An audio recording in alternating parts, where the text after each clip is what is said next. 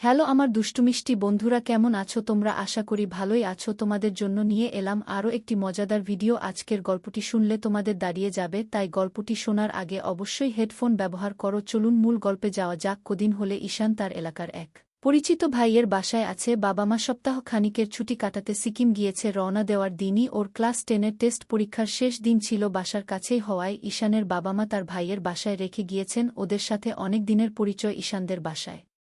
লোক বলতে অবশ্য এখন ওর নীলা ভাবি আছে। ওর ভাইয়া থাকে বিদেশে, সেখান থেকে বছরে বড়জোর একবার কি দুবার দেশে আসেন। অন্য সময় নীলা ভাবির শাশুড়ি থাকেন, তিনিও কয়েকদিনের জন্য মেয়ের বাড়িতে বেড়াতে গিয়েছেন। দুদিন হলে ঈশানের পরীক্ষা শেষ হয়েছে, তারপরেও ঈশান না পারছে কোথাও যেতে, না কোনো মজার কিছু করতে। সারাদিন বাসায় বসে গল্পের বই পড়ে আর টিভি দেখে কতইবার সময় কাটানো যায়, তাও ভাবির সাথে মজার মজার গল্প করে দিনের কিছু সময় কেটে যায়। না হলে ওর এবারের ছুটিটা একেবারে যাচ্ছে, তাই হতো জানালার পাশে বসে থেকে এসব সাত পাঁচস ভাবছিল ঈশান। হঠাৎ ভাবি বল, কিরে তুই এখনো জেগে ঘুমাবি না? ঈশান বল, এই তো যাচ্ছি। ঈশান চেয়ারটা থেকে উঠে ভাবির দিকে তাকালো। নীলা ঈশানের থেকে বড়জোর 4-5 বছরের বড় হবে। এই বয়সে যা হয় কোনো কিছুই জ্ঞান ঢেকে রাখার মতো যথেষ্ট মনে হয় না। ঈশান উঠে ভাবির সাথে ড্রয়িং রুমের দিকে পা বাড়ায়। নীলা ভাবিদের বাসাটা ছোট, একটা বেডরুম, ড্রয়িং রুম, রান্নাঘর আর বাথরুম নিয়েই। ড্রয়িং রুমে পাতা একটা ছোট খাটে ঈশান শো। ওর মনটা একটু খারাপ থাকলেও আসলে ঘুমে ওর চোখ জড়িয়ে আসছিল। ড্রয়িং রুমে গিয়েই ও খাটটায় শুয়ে পড়ল। নীলা লাইটটা বন্ধ করে দিয়ে রুমের অন্য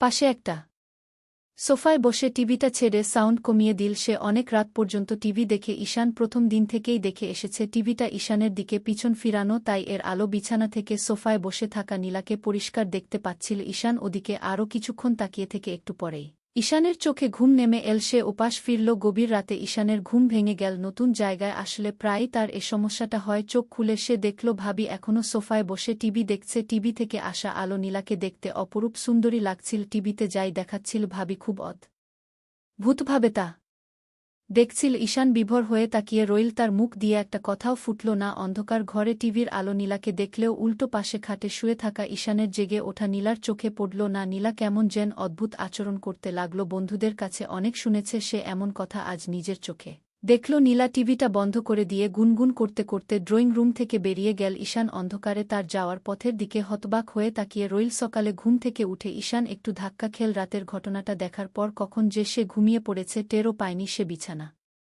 থেকে উঠে দ্রুত বাথরুমের দিকে দৌড় দিল। তার খুব বাথরুম চেপেছে। ওদিকে নীলা নাস্তার জন্য ঈশানকে ডাকতে ড্রয়িং রুমে গিয়ে তাকে পেল না। বের হয়ে রান্নাঘরের পাশের বাথরুমের দরজাটা হালকা ভেজানো দেখে সেদিকে এগুলো। ঈশান বাথরুমের চাপে দরজা বন্ধ করতে ভুলে গিয়েছিল। দরজাটা সামান্য খুলে উকি দিয়ে নীলা অবাক হয়ে গেল। দরজার দিকে পেছন ফিরেছিল বলে সে নীলাকে দেখতে পেল না। মুচকি হেসে নীলা আবার দরজাটা বন্ধ করে দিল। আমার দেবর তবে বড় হচ্ছে। রান্নাঘরের দিকে যেতে যেতে সে ভাবল তার মুখে ছোট্ট হাসিটা লেগেই আছে। ঈশানকে এরকম করতে দেখে ওর রাহুলের কথা মনে পড়ে গিয়েছে। রাহুল নীলার স্বামী, বেচারা নিশ্চয়ই আমাকে ছাড়া এভাবেই দুধের স্বাদ ঘোলে মেটাচ্ছে। রান্নাঘরের পাশে এক টেবিলটায় বসে পেপার পড়ছিল নীলা। ঈশানকে আসতে দেখে পেপারটা একপাশে রেখে নরেস্টে বসো। কিরে এতক্ষণে উঠলি? তোর জন্য আমি কখন থেকে নাস্তা নিয়ে বসে আছি।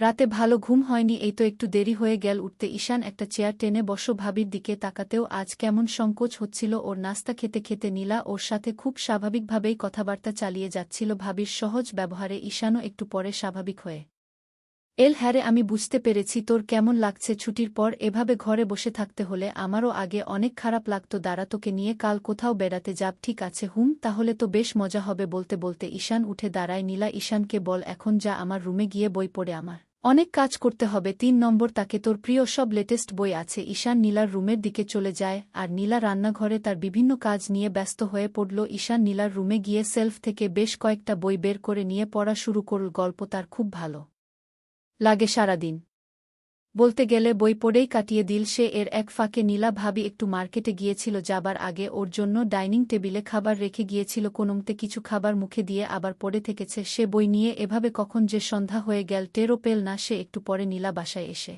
বেল বাজাতে হুঁশ ফিরল তার। উঠে গিয়ে খুলে দিল সে। ওর হাতে বই দেখে ভাবির মুখে এক চিলতে হাসি ফুটে উঠল। কিরে তুই তো দেখি বইয়ের পোকানা হাঙ্গর হয়ে গিয়েছিস। কি যে বলো না তুমি ভাবি। ঈশান লজ্জা পেয়ে মুখ ফিরিয়ে নীল হাঁটতে হাঁটতে আবার ভাবির রুমের দিকে চলে গেল নীলা ওর যাওয়ার পথের দিকে তাকিয়ে হাসতে হাসতে টেবিলের উপর হাতের জিনিসপত্রগুলো রাখল। বইগুলো পড়া শেষ করতে করতে রাত করে ফেল ঈশান। এর মাঝে একবার ভাবি ওকে খেতে ডেকেছিল, কোনোতে কিছু খেয়ে আবার বইয়ে ডুবে গেল। পড়া শেষ হতে উঠে দাঁড়ালো সে, তার ঘুম আসছিল। একটা হাই তুলে ড্রয়িং রুমের দিকে পা বাড়ালো সে। নীলা সোফায় বসে টিভি দেখছিল। ঈশানকে ঢুকতে দেখেই সে তাড়াতাড়ি রিমোট হাতে নিয়ে চ্যানেল চেঞ্জ করে একটা গানের চ্যানেল দিয়ে দিল ভাবিকে। আবার এভাবে দেখে ঈশানের আবার সেই অস্বস্তি ভাবটা ফিরে এল, কিন্তু নীলার কোনো রুক্ষেপ নেই। সে স্বাভাবিক ভঙ্গিতে ঈশানের দিকে তাকালো। কিরে, এতক্ষণে তোর বইয়ের মোহ ভাঙল? ঈশান বলল, তোমার টিভির মোহ তো ভাঙ্গেনি দেখছি। অমি রিমোটটা ভাবির হাত থেকে নিয়ে পাশের সোফায় বসে চ্যানেল পাল্টাতে পাল্টাতে একটা স্পোর্টস চ্যানেলে স্থির হলাম। কিছুক্ষণ দেখার পর নীলা ভাবি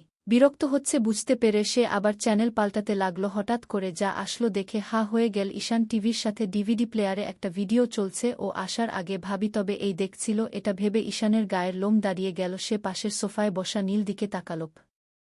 প্রথমে একটু অপ্রস্তুত হয়ে গেলেও নীলা নিজেকে বেশ সামলে নিয়েছে। কিরে, থমকে গেলি তুই? দেখি এখনও শিশুই রয়ে গিয়েছিস। দে রিমোটটা আমার হাতে দে। ঈশান কোনতে রিমোটটা নীলার দিকে এগিয়ে দেয় ওর হাত থেকে। ওটা নিয়ে নীলা টিভির সাউন্ড বাড়িয়ে দিল। এতদিন ঈশানের জন্য সাউন্ড বন্ধ করে শুনতে হয়েছে ওর। ঈশান তখনও নীলার দিকে তাকিয়ে আছে দেখে ও তাকে বলল, কিরে আমার দিকে তাকিয়ে আছিস কেন? টিভির দিকে দেখ। এই বয়সে এসব দেখে না শিখলে কবে শিখবি? ভাবির কথা শুনে ঈশান চরম বিস্মিত হল।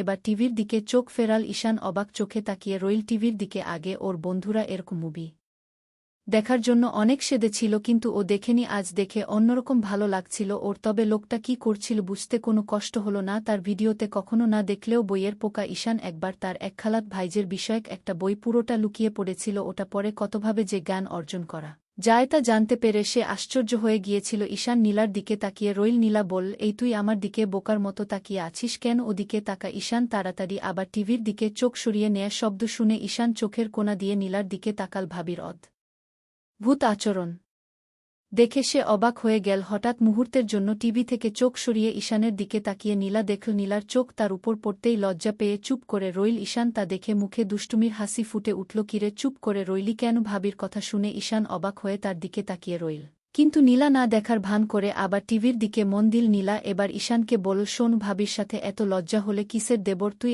আমার এখানে তুই যতদিন আছিস তোর নিজের মতো চলাফেরা করিস। তোর ভাইজা না থাকলে যেন আমি কষ্ট না পাই, তাই ও এসব সিডি কিনে দিয়ে গিয়ে এছে তার ভাবির সামনে সে এরকম একটা অদ্ভুত আচরণ করে। এটা ভাবতেই তার কেমন যেন লাগছিল। তবে তার একটু ঘুমও লাগছিল। একটু আগে তো সে ঘুমাতেই এসেছিল। নীলা ওর অবস্থা বুঝতে পেরে ওকে বিছানায় নিয়ে শুয়ে দিল। ঈশান শুয়ে পড়া মাত্রই গভীর ঘুমে অচেতন হয়ে গেল। ঈশানকে শুইয়ে দিয়ে নীলা আবার একটা নতুন সিডি লাগিয়ে সোফায় গিয়ে বসল। গভীর রাত পর্যন্ত টিভি দেখে নীলা ক্লান্ত হয়ে পড়ল। পাশেই ওর রুমে গিয়ে যে শোবে সেই শক্তিও ওর অবশিষ্ট ছিল না। কোনো মুতে টিভিটা বন্ধ করে সে ঈশানের পাশেই শুয়ে পড়ল। শোবার সাথে সাথেই ঘুম। ঈশানও তখন ঘুমিয়ে কাদা ঘুমের মধ্যে হঠাৎ পাশ ফিরতে গিয়ে পাশে শুয়ে থাকা নীলার সাথে ধাক্কা খেয়ে ওর ঘুম ভেঙে গেল। ও তখন খুব সুন্দর একটা স্বপ্ন দেখছিল সেখানে, কিন্তু বাস্তবেও আবার মেল কি করে ঘুটঘুটে অন্ধকারে। ঈশানের মনে হচ্ছিল সে আসলে স্বপ্নই দেখছে। নিশ্চিত হওয়ার জন্য ও একটা হাত বাড়িয়ে দিল, কিন্তু মেয়েটা যে তার নীলা ভাবি হতে পারে ঘুমের ঘোরে সেটা তার মাথাতেও এলো না। নীলার মুখে তার ভাইয়ার নাম শুনে ঈশানের টঙ্ক নড়ল। ও মা, এত নীলা ভাবি আমাকে রাহুল ভাইজা ভেবেছে। সে দ্রুত সরে যেতে চেষ্টা করল, কিন্তু পারল না। চলে যাচ্ছ কেন? ঈশান আর কিছু বলতে পারল না। এরপর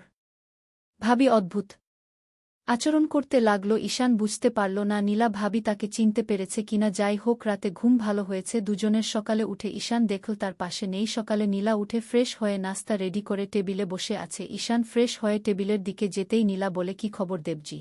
রাতে কেমন ঘুম হয়েছে? ঈশান এবার চমকে গেল। ঈশান বলল, ভাবি তুমি কি ইচ্ছে করেই আমার পাশে শুয়েছিলে রাতে? নীলা মুচকি হেসে বলল, তুমি যা লজ্জা পাও তাই বুদ্ধি করেই ঘুমিয়েছিলাম। নীলা বল, আজ দুজনে নাস্তা করি। নাস্তা সেরে ঈশানকে রেডি হতে বল। নীলা বল, তোমাকে নিয়েও আজ ঘুরতে যেতে চেয়েছিলাম না? রেডি হওয়া, আজ দুজনে ঘুরো ফিরো, অনেক আনন্দ হবে। এই বলে দুজনে রেডি হয়ে ঘুরতে বের হলো। নীলা তার এক বান্ধবীর বাসায় ঈশানকে নিয়ে গেল। সেখানে কাজ সেরে ঘুরে ফিরে বিকালে সিনেমা দেখল দুজনে। রাতে বাসায় ফিরে দুজনে ক্লান্ত, একটু রেস্ট তো নিয়ে নীলা রান্না করতে চলে গেল। ঈশানের অনেক খিদে পেয়েছে তাই রান্নাঘরে চলে গেল ঈশান। রান্নাঘরে ঢুকে ঈশান দেখল নীলা দাঁড়িয়ে দাঁড়িয়ে রান্না করছে। পিছন থেকে নীলাকে দেখে ঈশানের রাতের কথা মনে পড়ে গেল। ঈশানের সাহস দেখে নীলা অবাক হয়ে গেল। ঈশানকে বলল, আগে খাওয়া দাওয়া রাতের সেরে নেই, তারপর আমরা একসাথে মুভি দেখ দুজনে রাতের খাবার সেরে নীল তাড়াতাড়ি রেডি হয়ে বিছানায় গিয়ে বসে রইল কিন্তু নীলা ভাবি রুমে আসছে না। সেদিন রাতে নীলার বান্ধবী বাসায় আসলো, ঈশানের মুখে যেন ছাই পড়ল। বান্ধবীকে পেয়ে নীলা ঈশানের কথা ভুলে গেছে। দুই বান্ধবী পাশের রুমে বসে অনেক রাত ধরে গল্প করল। এদিকে ঈশান আশায় আশায় থেকে সেদিনের মতো ঘুমিয়ে গেল। পরের দিন সকালে